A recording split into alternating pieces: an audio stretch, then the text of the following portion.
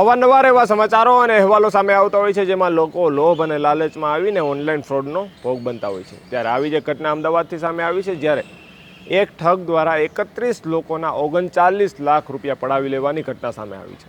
કેવી રીતે આ એક ઠગે 31 લોકોના 39 લાખ રૂપિયા પડાવી લીધા, શું હતી સમગ્ર ઘટના, વાત કરીશું આ વિડીયોમાં। વૈષ્ણવજન તો તેને કહીએ જે પીડ પરાઈ જાનાને રે। નમસ્કાર, નવજીવન ન્યૂઝમાં આપનું સ્વાગત છે। હું છું આપની સાથે ભાર્ગવ મકવાણા। જેવી રીતે આપણે વાત કરી તે પ્રમાણે લોકો લોભ અને લાલચમાં આવીને ઘણી વખત સમસ્યાઓ પેદા કરી લેતા હોય છે, કેમ કે ઘણા એવા ઓનલાઈન ફ્રોડ થતા હોય છે જેમાં લોકોને ખબર નથી પડતી। ઘણીવાર એવી કોઈક લિંકો આવતી હોય છે જેમાં ક્લિક કરતાની સાથે જ લોકોના બેંક એકાઉન્ટો ખાલી થઈ જતા હોય છે। તો ઘણી વખત આવા ઠગો દ્વારા તેમને ઠગી લેવામાં આવતા હોય છે।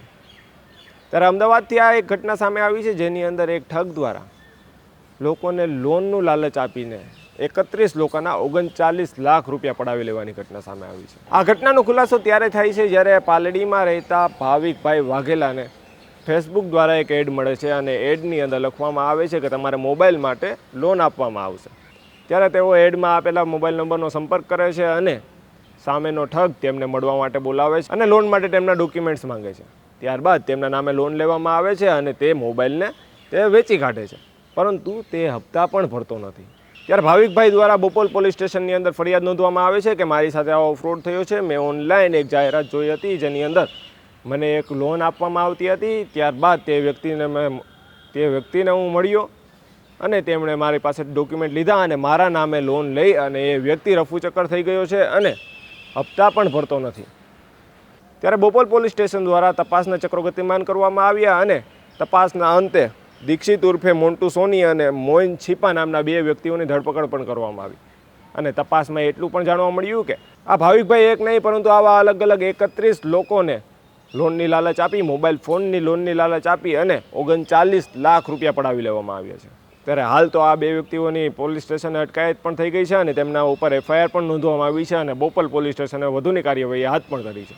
ત્યારે દર્શક મિત્રોને એટલું જ જણાવવાનું કે આવી લોભ લાલચમાં આવીને કોઈ પણ આવી લોનની જાહેરાતો કે કોઈ ઠગીનું ભોગ ના બનવું, કેમ કે આવા ઠગો દ્વારા અવનવા પેતરાઓ આજમાવીને ક્યારેક કોઈ ક્લિક મોકલીને, કંઈક ફોન કરીને, કંઈક લોભામણી જાહેરાતો કરીને લોકોને ઓનલાઈન રીતે ઠગવામાં આવે છે અને તેમના પૈસાઓ પડાવી લેવામાં આવે છે અને છેવટે તો લોકોને જ આર્થિક નુકસાન ભોગવવું પડે છે। જો આપને આવા જ સમાચારો અને અહેવાલો પસંદ આવતા હોય તો નવજીવન ન્યૂઝની આ ચેનલને લાઇક, સબસ્ક્રાઈબ અને શેર કરવાનું ભૂલશો નહીં। નમસ્કાર। વૈષ્ણવજન તો તેને કહીએ જે પીડ પરાઈ